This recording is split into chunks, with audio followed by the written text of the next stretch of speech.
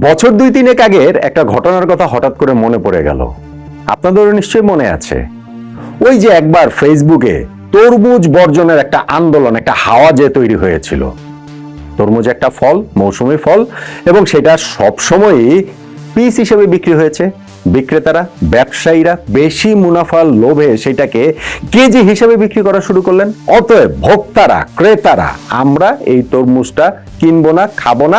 এই পচনশীল ফল নিয়ে বিক্রেতারা কি করেন দেখা যাক। এইরকম একটা আন্দোলনের মুখে সত্যি সত্যি কিন্তু তরমুজের দামটা কমে গিয়েছিল। এখন এই তরমুজ বর্জনের সেই সোশ্যাল মিডিয়ার আন্দোলনের কথাটা আমার কেন মনে পড়লো? মনে পড়লো বাংলাদেশ ক্রিকেটের সাম্প্রতিক অবস্থা নিয়ে। একটা গ্রুপ যে বাংলাদেশ ক্রিকেটকে বর্জন করার ঘোষণা দিচ্ছেন। ওয়েস্ট ইন্ডিজ বাংলাদেশ যে সামনে সিরিজটা রয়েছে, সেই সিরিজ দেখতে কেউ যেন মাঠে না যান, এবং যারা মাঠে যাবেন তাদের ঠ্যাং ভেঙে দেওয়া হবে, এরকম হুমকি ধামকি পর্যন্ত সোশ্যাল মিডিয়াতে দেওয়া হচ্ছে। মিরপুর স্টেডিয়ামের আশেপাশে নাকি এরকম অনেক সমর্থকদের গ্রুপ তৈরি করা হচ্ছে, যারা স্টেডিয়ামে কোনো দর্শক যদি খেলা দেখতে আসেন তাদেরকে প্রতিহত করবেন। শূন্য স্টেডিয়ামে মেহেদী হাসান মিরাজদের খেলতে হবে। তাদের যে সাম্প্রতিক পারফরমেন্স ওয়ানডে ফরম্যাটে, এইটার শাস্তি হচ্ছে গিয়ে এইরকমই। যদি সমর্থকরা এরকম করেন তাহলে নাকি বাংলাদেশ ক্রিকেট দল এরপরে আবার ভালো খেলা শুরু করবে। ভাই, বাংলাদেশ ক্রিকেটটা কি তরমুজ? সমর্থকরা যে এই কাজটা যারা করছেন, এটা কি সিরিয়াস?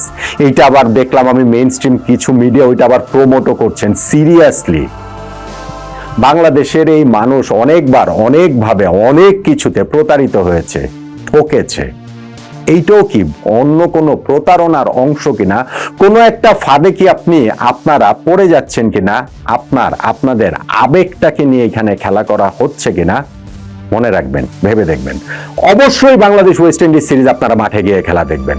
অবশ্যই বাংলাদেশ ওয়েস্ট ইন্ডিজ সিরিজের খবর আপনারা রাখবেন। বাংলাদেশ ক্রিকেট টিমের প্রতি আপনাদের যে রাগ আছে, ক্রোধ আছে, ক্ষোভ আছে, ঘৃণা আছে, সেটার প্রকাশ আপনারা অনেকেই করেছেন না বিমানবন্দরে। ওই যে বাংলাদেশ টিম যখন ফেরত এসেছে, আমাদের ক্রিকেটারদের ওপরে যে আপনারা স্লোগান দিয়েছেন, আপনারা তাদেরকে নানানভাবে নাজেহাল করেছেন, এবং সেইটার প্রেক্ষাপটে আবার ক্রিকেটাররাও কেউ কেউ, আমি দেখেছিলাম নাইম শেখ একটা সোশ্যাল মিডিয়াতে ব্যাপক একটা স্ট্যাটাস দিয়েছেন যে তারা দেশের হয়ে খেলেন, দেশের পতাকা, দেশের জার্সি, এইটা হচ্ছে গিয়ে দেশকে তারা রিপ্রেজেন্ট করেন, ফলে সমর্থকরা যেন এখানে তাদের পাশে থাকে, ব্লা ব্লা ব্লা। সেইখানটাতে সমর্থকরা গিয়ে কমেন্টস করে তারা নাইম শেখকে তথা বাংলাদেশ ক্রিকেটকে একেবারে ধসিয়ে দিয়েছেন। ভাই, আমি একটা ভিডিও করেছিলাম, আমি বলেছিলাম যে সমর্থকদের এই রাগ প্রকাশ করার অধিকার রয়েছে। সমর্থকরা এই যে হতাশাটা প্রকাশ করছেন, সেইটার একেবারে গভীরে আছে হচ্ছে গিয়ে ভালোবাসা, ক্রিকেটের প্রতি ভালোবাসা। হ্যাঁ, ওইখানে বিমানবন্দরে যারা ছিলেন, আমি কিছু কিছু মিডিয়াতে এরকমও দেখছিলাম যে না, কোনো একটা রাজনৈতিক দলের হচ্ছে গিয়ে নেতা কর্মীরা ওইখানে গিয়েছেন নেতাকে বরণ করার জন্য। সো ক্রিকেট টিম ওই সময় চলে এসেছে, ফলে তারা ওই সময় এরকম একটা গালিগালাজ করে একটা পরিস্থিতি তৈরি করেছেন। হলোই বা সেটা, তারা হয়তো ক্রিকেটের জন্য যাননি, ক্রিকেটারদের জন্য যাননি, কিন্তু তাদের আবেগটা তো খাঁটি। তাদেরকে কি কেউ ভাড়া করে নিয়ে গিয়েছিল? I don't think. আমার সেটা দেখে মনে হয় নাই যে বাংলাদেশ ক্রিকেট টিমের উপরে চড়াও হওয়ার জন্য সমর্থকদেরকে বা ওই মানুষদেরকে কেউ ভাড়া করে নিয়ে গিয়েছে। আপনারা আপনাদের ফ্রাস্ট্রেশন দেখিয়েছেন, আপনারা আপনাদের ফ্রাস্ট্রেশন আবারও দেখাতে পারবেন, সোশ্যাল মিডিয়াতে দেখাতে পারবেন, গ্যালারি থেকে দেখাতে পারবেন। অবশ্যই একটা মাত্রা রেখে, অবশ্যই সেটা কোনোভাবেই যেন মাত্রা অতিক্রম না করে, সেইটা রেখে। ওই যে অনেকে যেমন বলছেন যে না, আমি আমার ওই ভিডিও নিচে কমেন্টস দেখছিলাম যে ওদের গাড়িতে যে ডিম মারা হয় না, এইটাই আসলে বেশি। না, ওইটা আপনারা করতে পারেন না, কোনোভাবেই করতে পারেন না। ওইটা যদি আপনারা করেন তাহলে মাত্রাটা অতিক্রম করে ফেলবেন। ওইটা যদি করেন তাহলে এই জিনিসটা আর ওই ভালোবাসার জায়গাটা, এটার গভীর শেকড়টা যে ভালোবাসায়, ওই জায়গাটা আর থাকবে না। কিন্তু এখন এইটার কারণে বাংলাদেশ ক্রিকেট টিমের খেলা দেখতে যাওয়া যাবে না, সেই স্টেডিয়ামে আমরা যাব না, এবং স্টেডিয়ামে যদি কেউ যায় তাহলে তার হাত পা ভেঙে দেওয়া হবে। এইটা কি ধরনের কথা রে ভাই? এটা কি ধরনের কথা?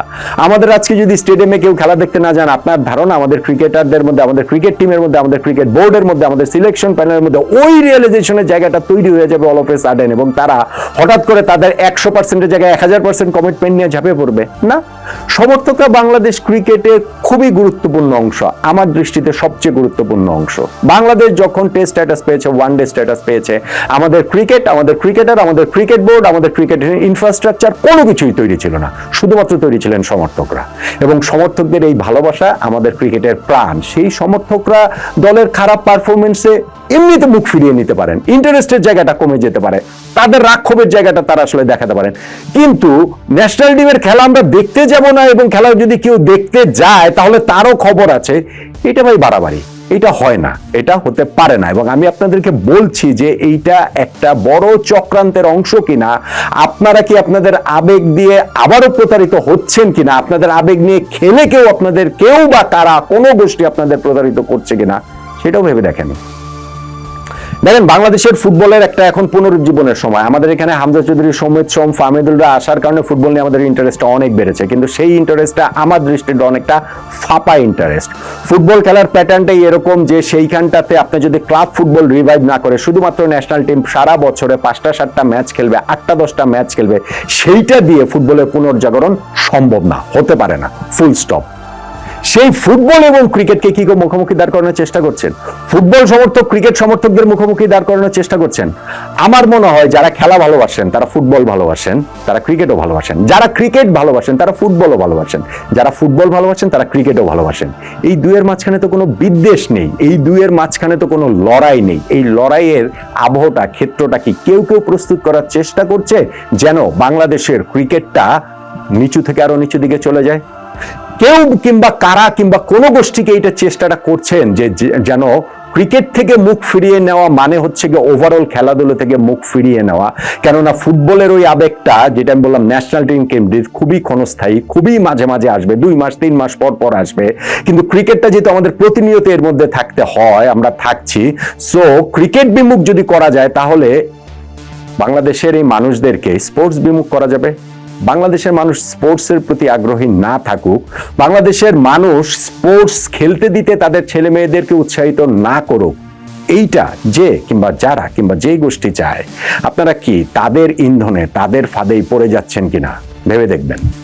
আমি সিরিয়াসলি বলছি, ভেবে দেখবেন। আমি এর আগেও কিছু কিছু ভিডিওতে, আমার অনেকগুলো লাইভে আমি এটা নিয়ে আলোচনা করেছি। আমি জানি যে এই আলোচনাটা হালে পানি পায় না, আপনাদের আবেগটা এত টইটুম্বুর, কিন্তু সেই আবেগটাকে নিয়ে কেউ খেলছে কিনা, আপনারা আপনাদের আবেগ দিয়ে খেলে অন্যরা বারবার আপনাদেরকে প্রতারিত করেছে, বিভিন্ন ইস্যুতে করেছে। সেটা শুধুমাত্র আমি ক্রিকেটের ক্ষেত্রে বা স্পোর্টসের ক্ষেত্রে বলছি না, এই জায়গাটা তো এরকম কোনো কিছু হচ্ছে কিনা আপনাদের এটা অবশ্যই অবশ্যই ভেবে দেখার ব্যাপার রয়েছে।